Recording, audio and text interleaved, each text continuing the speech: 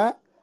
అందరు మంచిగా సంతోషంగా ఎవ్వరు రానోళ్ళు ఈడికి వచ్చిన వాళ్ళు ఎవరన్నా ఇల్లు రానోళ్ళు ఉంటే ఎవ్వరు బాధపడకూరు. మీ అందరి ఇండ్లు మళ్ళీ కలెక్టర్ అమ్మ వస్తుంది మీ దగ్గరికి వచ్చి ఇండ్లు రానోళ్ళ పేర్లు రాసుకొని మీ అందరికీ ఇండ్లు మంజూరు చేస్తారు.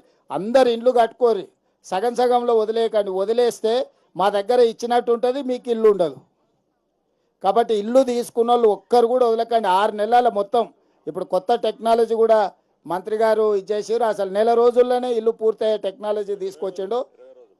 నెల ఒకవేళ వెనక ముందు ఏమైనా వాన వచ్చో ఏదన్నా కష్టం వచ్చో అమ్మగారింటికి పోయేస్తే గిన ఒకవేళ ఏమైనా వాయిదా పడ్డా నెల రోజుల్లోనే ఇందిరా మిల్లు ఎట్లా కట్టుకోవాలనో కూడా ఇప్పుడు మంత్రి గారు కొత్త విధానాన్ని కనిపెట్టారు. తొందరలోనే మీ అందరికి ఇండ్లు మంజూరు అయితే మీరందరూ సంతోషంగా ఇండ్లు కట్టుకొని మీ పిల్లల్ని మంచిగా చదివించుకోండి. మీ పిల్లలను చదివించుకోకపోతే మీ జీవితంలో ఏమీ ప్రయోజనం లేదు. ఇవాళ సీతక్క మీలాంటి ఆడబిడ్డని ఆదివాసి బిడ్డ చదువుకున్నది కాబట్టి రాష్ట్రాన్ని నడుపుతుంది మంత్రి. అవునా? అత్రం సుగుణ ఇవాళ లీడర్ అయింది, లేకపోతే కోవ లక్ష్మి గారు ఈరోజు నాయకురాలు అయిందంటే వాళ్ళ తండ్రి వాళ్ళని చదివించిండు కాబట్టి ఇవాళ మీకు అందరికీ నాయకత్వం వహిస్తున్నారు. మీరు కూడా మీ జీవితాలలో మార్పు రావాలి.